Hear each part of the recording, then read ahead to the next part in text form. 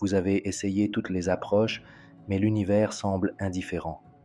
Et s'il essayait de vous révéler une vérité plus profonde, un enseignement que personne ne vous a jamais révélé?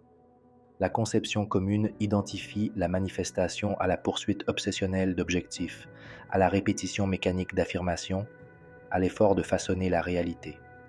Mais que se passerait-il si le véritable principe n'était pas d'attirer ce que vous désirez, mais d'éveiller ce que vous avez déjà? C'est vrai, tu as bien compris. Peut-être que l'univers n'a pas l'intention de vous exaucer un souhait. Il s'agit de vous montrer vous-même, non pas la version limitée par les peurs, la monotonie et les automatismes, mais une essence supérieure, plus consciente et plus puissante, qui habite déjà en vous et attend le bon moment pour se révéler. Ce n'est pas une méthode simple de manifestation, c'est un code, un principe alchimique gardé depuis des siècles, accessible seulement quand on est prêt à le recevoir. Et le fait que vous soyez arrivé jusqu'ici indique que ce moment est arrivé. Maintenant, respirez profondément. Car une fois que vous aurez compris pourquoi certains événements mettent autant de temps à se matérialiser, tout prendra une logique indubitable. Vous n'êtes pas ici pour apprendre à désirer. Vous êtes ici pour redécouvrir votre vraie nature. Et quand cela se produit, la vie répond immédiatement, se dirigeant vers vous sans hésitation. Ce qui est en bas reflète ce qui est en haut, et ce qui est en haut reflète ce qui est en bas, pour réaliser les merveilles de l'unité. Si vous ressentez un écho intérieur dans ces mots, si vous sentez qu'il ne s'agit pas d'une simple vidéo mais d'une invitation, laissez un like immédiatement, parce que je le sentirai. Je comprendrai que vous êtes de ceux qui savent saisir l'ineffable, que vous êtes en phase avec ce qui est sur le point de se dérouler, et ainsi, même sans nous connaître, je saurai que nous partageons le même chemin. Vous êtes-vous déjà demandé pourquoi tant de méthodes modernes de manifestation semblent vides, superficielles, presque jetables? Pourquoi, même après avoir répété des affirmations 1000 fois ou créé des tableaux de visualisation, semble-t-il toujours manquer quelque chose d'essentiel? C'est peut-être parce que ce que vous cherchez ne se trouve pas sur les étagères des réseaux sociaux ou dans des manuels d'auto-assistance remplis de promesses instantanées. La véritable clé de l'événement n'a pas été inventée récemment. Elle a été préservée, protégée, cachée pendant des siècles dans des traditions ésotériques qui englobaient les secrets de l'âme humaine bien avant que la science ne tente de les expliquer. Cette technique qui transforme votre réalité de manière profonde et réelle n'est pas née dans l'Occident moderne. Elle a traversé les déserts, a été murmurée intensément dans le silence de la nuit, écrite dans des manuscrits cachés, transmise de maître à disciple, de cœur à cœur. Et les deux lignées qui l'ont maintenue en vie malgré la persécution, la peur et l'oubli sont le soufisme et la Kabbale. Le soufisme n'est pas seulement une branche de l'islam, c'est un voyage spirituel silencieux qui ne vise pas à dominer le monde extérieur, mais à pénétrer les voiles de l'âme. Les soufis tournent en rond parce qu'ils savent que la vérité n'est pas en ligne droite. La roue qui tourne représente le cosmos, l'ego qui se dissout, le centre qui est Dieu. Et en tournant, ils s'alignent avec ce centre. Pour les soufis, le cœur est le temple, l'amour est le chemin, et la présence est le portail. Ils ont compris que manifester ne consiste pas à demander avec l'esprit, mais à ouvrir le cœur jusqu'à ce qu'il vibre à la même fréquence que le divin. La Kabbale, en revanche, est la carte cachée de la conscience humaine. Née des racines de la mystique juive, elle va au-delà des mots et des rituels. Étudier les lois subtiles de l'univers comme si vous déchiffriez le code source même de la réalité. Ce que les kabbalistes ont découvert, et que seuls les plus attentifs peuvent percevoir, c'est que la réalité n'est pas quelque chose de fixe. Elle est façonnée par l'interaction entre l'intention humaine et la structure vibratoire de l'univers. Le mot Kabbale signifie recevoir, mais ce n'est pas une réception passive. C'est une réception consciente qui ne se produit que lorsque l'âme s'aligne sur la sagesse de la création. Maintenant, qu'est-ce qui relie ces deux lignées apparemment différentes? Quelque chose d'absolument puissant. Tous deux ont découvert que le secret de la véritable manifestation n'est pas de vouloir désespérément quelque chose, mais de devenir le canal par lequel le divin peut agir. Ils ne vous apprennent pas à manipuler l'univers, ils vous apprennent à devenir compatible avec cela. Et c'est là le point que la plupart des techniques de manifestation populaire négligent. Ils vous apprennent à forcer la réalité, à contrôler les événements, les gens, les situations. Mais le soufi et le kabbaliste savent que le secret n'est pas de contrôler, mais de permettre. Il ne s'agit pas de conquérir, mais de devenir. Parce que la véritable manifestation ne concerne pas l'ego, il s'agit de résonance. Les deux traditions parlent d'un code spirituel qui opère silencieusement mais avec un pouvoir immense. Et ce code a un but, vous rappeler qui vous êtes avant vos peurs, avant vos histoires, avant vos limites. Les soufis y accèdent par l'amour inconditionnel, l'abandon radical au présent, la dissolution du soi séparé. Les kabbalistes y accèdent par la contemplation des noms sacrés, l'étude des séphirotes et l'élévation de la conscience par l'intention pure. Et ce que les deux chemins révèlent, avec des mots différents, c'est la même vérité. Ce n'est pas vous qui manifestez l'univers, c'est l'univers qui se manifeste à travers vous lorsque vous vous écartez du chemin. Et c'est là qu'intervient la première clé, une clé aussi vieille que les mystères de l'univers lui-même. Un principe caché derrière des mots complexes, mais en réalité bien plus proche que vous ne le pensez. Les kabbalistes appellent cela l'équivalence de forme. Et si cela semble lointain ou abstrait, c'est parce que personne ne vous a jamais appris ce que cela signifie réellement. La première clé, la loi d'équivalence de forme. Rappelez-vous que l'univers se déplace selon la loi de la vibration, n'est-ce pas? Mais ce que personne ne vous a jamais expliqué, c'est que ce qui active réellement la manifestation n'est pas ce que vous voulez. C'est ce que tu es. Et c'est là qu'intervient la première clé cachée. Cachée depuis des siècles dans les traditions mystiques, se trouve la loi de l'équivalence de forme. Contrairement à la loi populaire de l'attraction, qui dit que ce qui se ressemble s'assemble, cette loi va plus loin. Il ne s'agit pas seulement de ce que vous pensez ou ressentez, mais de votre modèle vibratoire interne, de votre structure énergétique, de votre manière subtile d'être. Et qu'est-ce que ça veut dire ? Cela signifie que la réalité ne prend forme en vous que lorsque vous devenez énergétiquement compatible avec elle, et pas compatible en termes de désir, mais en termes d'intention, de posture et d'essence vibratoire. Dans la Kabbale, ce principe est pris au sérieux. Pour vous unir au Créateur, vous devez devenir équivalent à lui en forme. Mais quelle est la forme du Créateur ? C'est la forme du don, de l'expansion, de l'offrande. Le Créateur ne retient pas, ne demande pas, n'attend pas. Cela émane, ça coule. Et nous, en tant qu'êtres humains, avons été créés avec la nature opposée, recevoir. Et ce n'est pas un péché ou un défaut, c'est le but. Mais la transformation alchimique se produit lorsque nous changeons l'intention avec laquelle nous recevons. Vous recevez toujours des expériences, de l'énergie, des opportunités, des connaissances. Mais commencez à le faire dans le but de partager, d'élargir, de redonner au monde. C'est là que le miracle se produit, car au moment où vous recevez pour donner, vous cessez d'être simplement un contenant.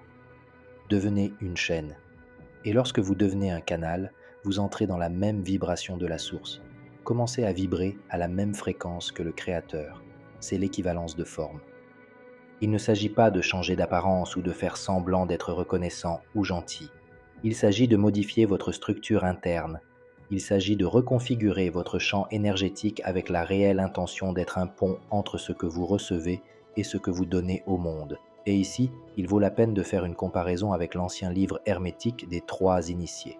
Là, la première et la plus fondamentale des 7 lois hermétiques est la loi du mentalisme. Il dit « tout est esprit, l'univers est mental ». Qu'est-ce que ça veut dire ? Que tout est conscience. Que l'univers entier est une construction vibratoire qui provient de la pensée originelle de l'esprit universel. En d'autres termes, la source. Et maintenant vient le point clé. Si tout est mental, alors votre état interne détermine la forme externe de votre réalité. La loi d'équivalence de forme et la loi du mentalisme sont profondément liées, car elles affirment toutes deux que votre réalité extérieure est le reflet direct de votre structure interne. Mais tandis que le mentalisme explique pourquoi tout arrive, pourquoi tout est conscience, l'équivalence de forme vous montre comment y participer, rendant votre conscience semblable à celle de la source. En d'autres termes, il ne suffit pas de penser positivement. Vous devez vibrer comme la source. Vous devez donner comme la source, agir comme la source. Et cela ne vient pas de la mémorisation de mots, mais de l'alignement de l'intention derrière tout ce que vous faites. Vous pourriez vouloir l'abondance, par exemple, mais si intérieurement vous vibrez de pénurie, de peur de perte, de besoin de contrôle, il n'y a pas de compatibilité de forme. La source est l'abondance, et l'abondance coule. Si vous voulez vous y aligner, vous devez arrêter d'essayer de contrôler, de retenir, de résister. Il faut aussi que tu le laisses couler à travers toi. Tout comme une rivière ne coule pas d'elle-même, l'abondance ne coule que dans la vie de ceux qui deviennent ce courant. Et voici la grande révélation. Vous pouvez continuer à recevoir, mais avec l'intention secrète de donner, et cela change tout. Peu importe que vous receviez de l'amour, des connaissances, de l'attention, des bénédictions ou des opportunités.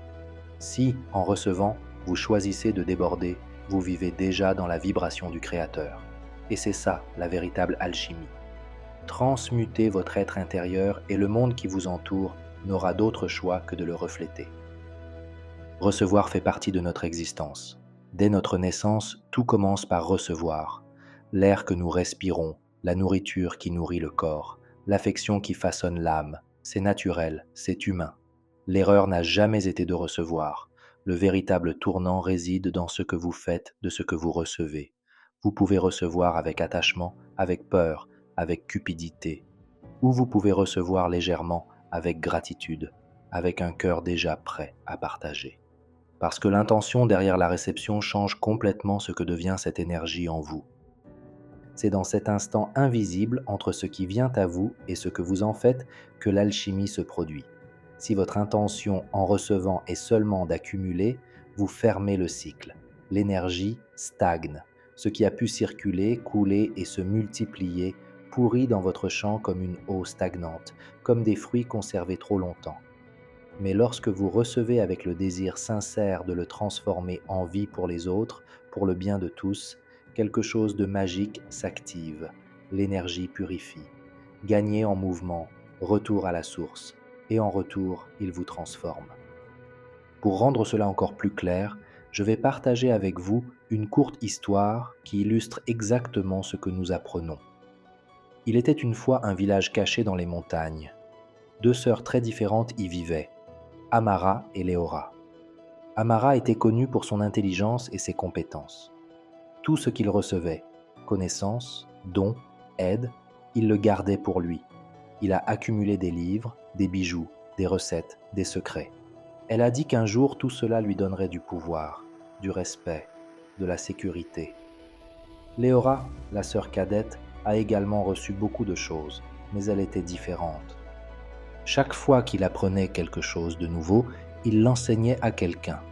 Lorsqu'il recevait quelque chose, il pensait immédiatement à qui d'autre pourrait en bénéficier.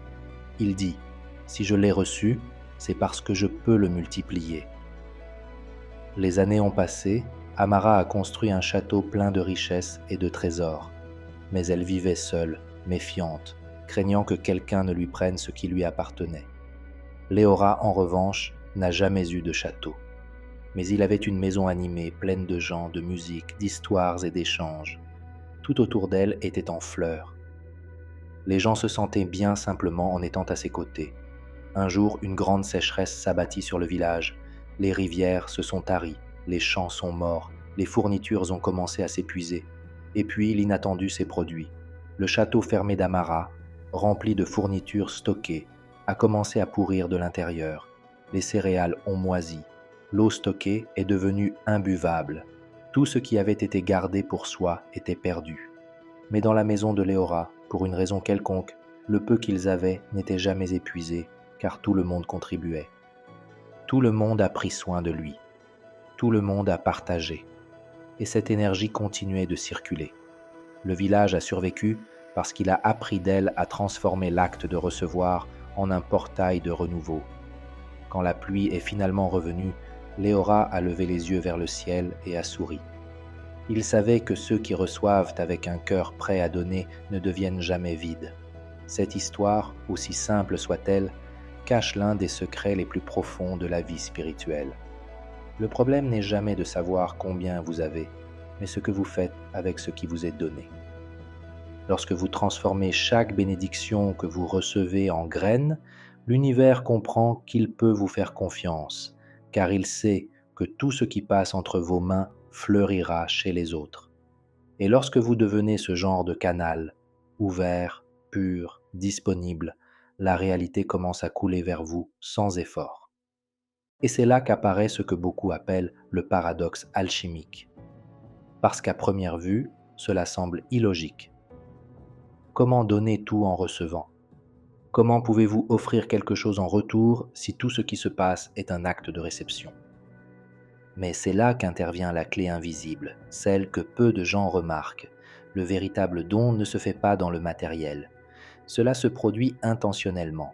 Lorsque vous recevez avec un cœur aligné avec l'acte de partage, lorsque vous permettez à ce qui vient à vous d'être amplifié par votre énergie et étendu au-delà de vous, alors vous ne faites pas que recevoir. Vous faites un don, même si personne ne le voit, même si rien ne change extérieurement. Ce n'est pas de la charité, ce n'est pas de l'auto-anéantissement. Il ne s'agit pas de se vider pour les autres, il s'agit simplement de vibrer comme la source vibre, avec abandon, avec confiance, avec générosité. Imaginez que vous êtes un verre rempli d'eau claire. Au lieu de fermer ce verre par peur de le renverser, choisissez de le garder ouvert et ce qui déborde coule naturellement vers ceux qui vous entourent. L'eau ne cesse jamais de couler car vous ne la bloquez pas. Tu coules. Ce genre de geste subtil et silencieux change votre fréquence et lorsque votre fréquence change, vous devenez magnétique parce que maintenant, vous ne vibrez plus avec le désir d'obtenir, mais avec la vérité de participer. Non pas avec l'anxiété de conquérir, mais avec la paix de coopérer. C'est ce qui fait de vous un miroir du divin. La source donne toujours et donne sans crainte d'épuisement, car elle sait que sa nature est infinie. Lorsque vous commencez à agir à partir de cet endroit intérieur, vous vous connectez au même modèle vibratoire qui soutient la création, et tout commence à y répondre. Mais il y a un obstacle invisible, quelque chose que presque personne ne voit. Et saboter silencieusement cette transformation chaque jour, c'est la voix intérieure qui dit « Je dois m'accrocher à ça parce que je pourrais le perdre ». C'est la peur, la pénurie apprise, la croyance inconsciente que si vous ne vous protégez pas, vous serez oublié, que si vous ne contrôlez pas, vous serez exploité. Cette croyance bloque le flux. Cela vous fait croire que vous survivez, alors qu'en réalité, vous vous déconnectez de votre essence créatrice. Et le plus dangereux, c'est que ce blocage ne vient pas de l'extérieur. Cela vient de l'intérieur, déguisé en prudence, en précaution, en logique. Mettez le masque des bonnes intentions, mais au fond, ce n'est que de la peur qui se fait passer pour de la sagesse. Et cette peur doit être affrontée, non pas combattue, non pas réprimée, mais comprise.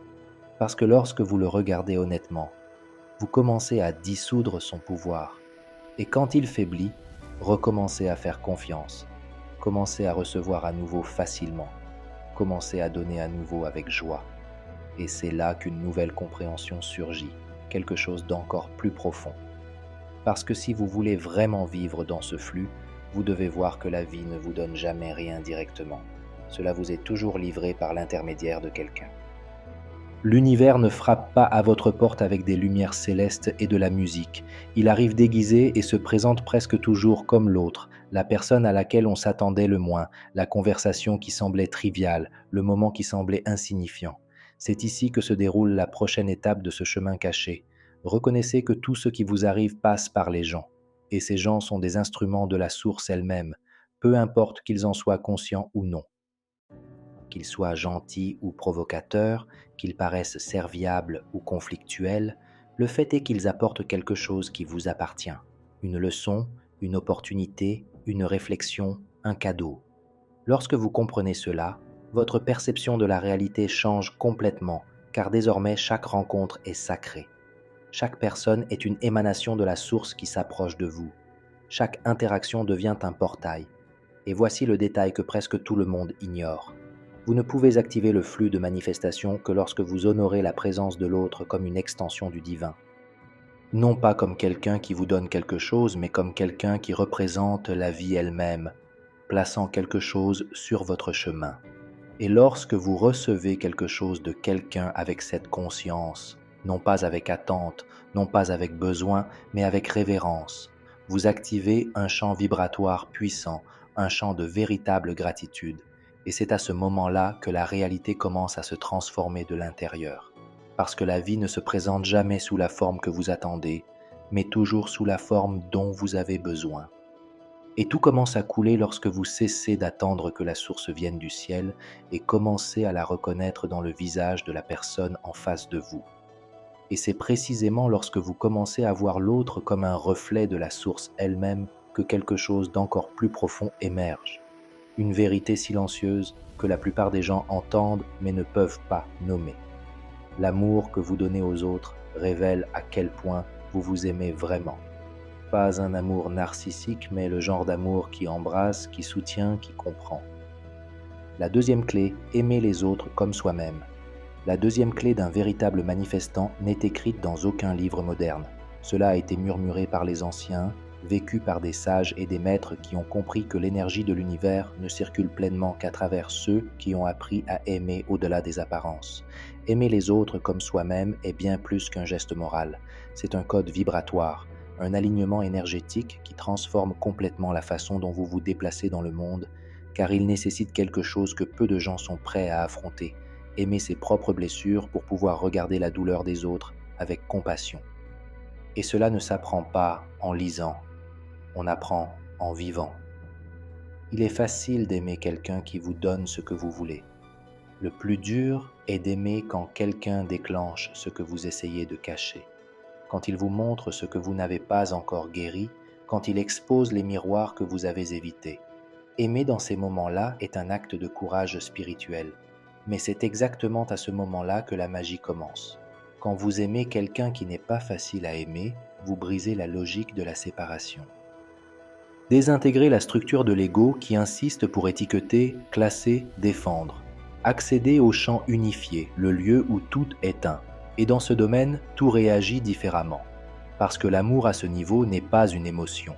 C'est la fréquence, c'est la conscience, c'est un choix vibratoire qui change votre réalité de l'intérieur. Tu n'aimes plus comme un humain, vous aimez dans son intégralité et cela change tout. Lorsque vous aimez les autres comme vous-même, sans exception, vous envoyez un message clair à l'univers. Je suis prêt. Prêt à participer à la création depuis un lieu supérieur, prêt à démontrer, non seulement avec des mots, mais avec présence, intégrité, vérité. Mais soyons clairs, aimer comme l'univers ne signifie pas se soumettre aux abus ou laisser son énergie s'épuiser. Cela signifie reconnaître que même dans le conflit, il y a une part de l'autre qui est sacrée, qu'il veut lui aussi rentrer chez lui, qu'il essaie lui aussi de se rappeler qui il est. C'est aimer sans s'abandonner. C'est inclure l'autre sans s'exclure soi-même. Et c'est là le plus grand défi de l'âme, car il exige de démanteler les masques, de laisser tomber les vieilles histoires, de faire la paix avec son ombre. Mais quand cela arrive, quelque chose de complètement illogique commence à se manifester.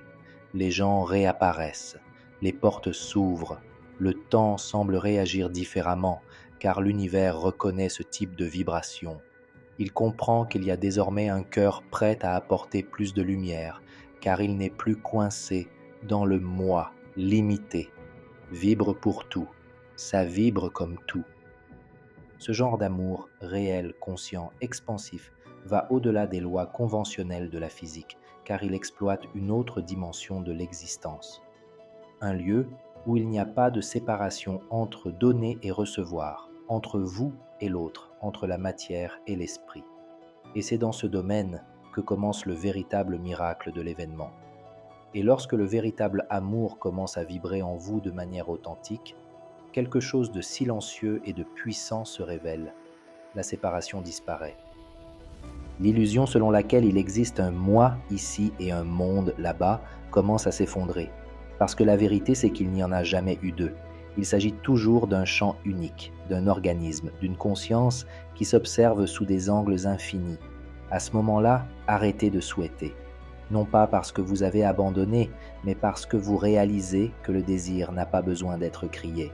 Commencez à faire vibrer ce que vous voulez. Et quand vous le faites vibrer, vous ne poursuivez pas. Tu es attirant.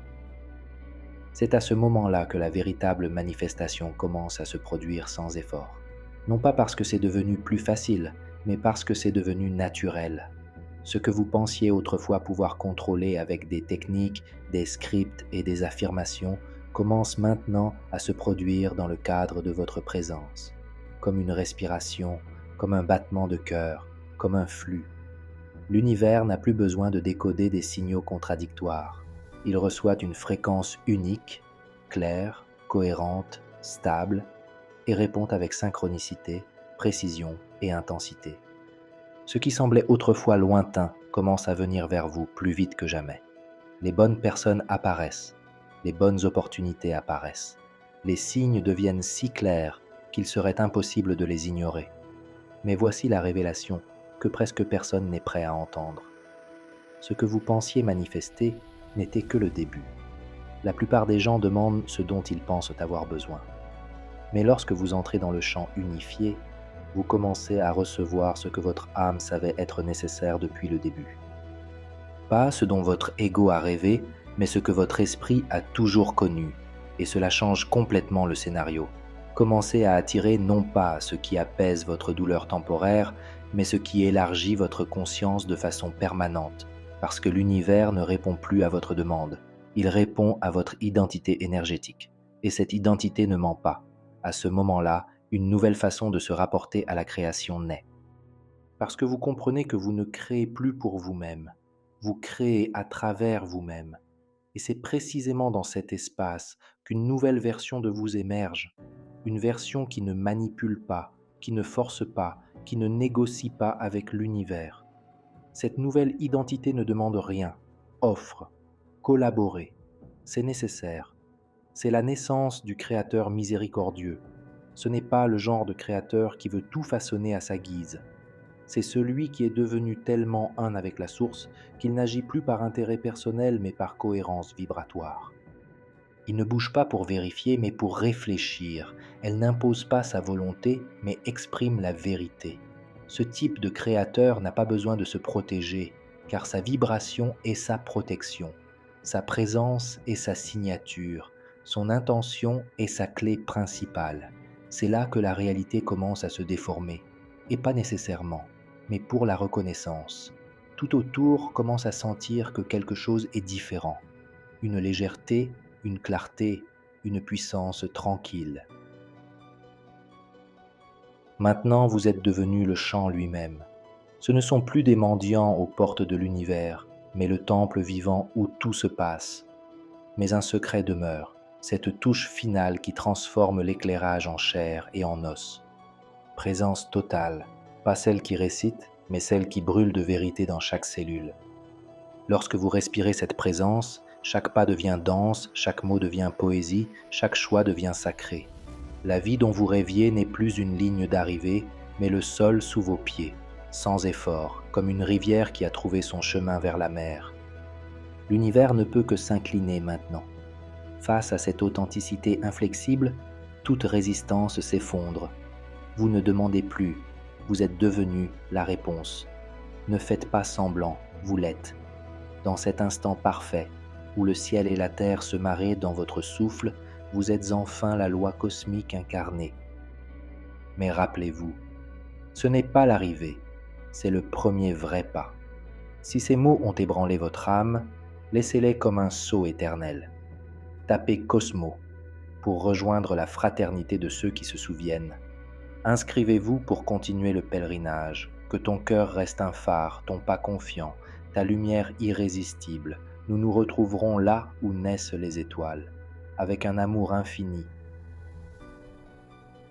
Vous vous êtes transformé sur le terrain, et le chant vous répond désormais, car vous n'êtes plus une entité isolée en quête d'attraction, mais une partie intégrante du tout, un co-créateur en phase avec lui. Il reste cependant un élément essentiel, si subtil qu'il échappe à la perception commune. C'est le facteur qui active définitivement le code, qui scelle la transformation, la rendant concrète, physique, tangible. Cet élément est la présence. Pas une apparence superficielle d'attention, tandis que l'esprit erre entre le passé et le futur, mais plutôt une présence authentique, dense, vibrante, total, celui qui vous permet d'incarner l'expérience que vous souhaitez vivre. À ce stade, vous n'essayez plus d'attirer une vie différente. Vous le vivez comme si c'était déjà la réalité, non pas comme une simulation, mais comme une vérité intérieure.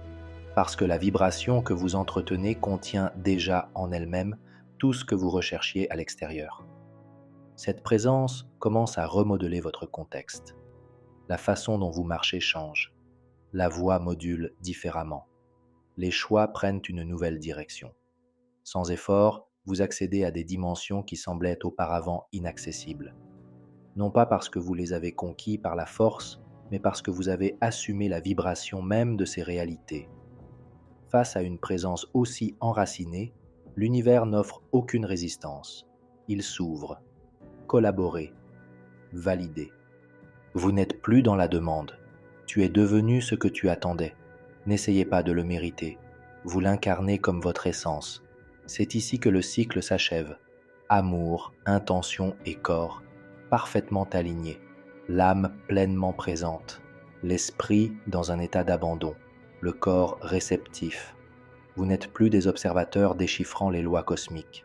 Vous êtes la loi elle-même, manifeste, pulsant au bon moment, au bon espace, au bon rythme.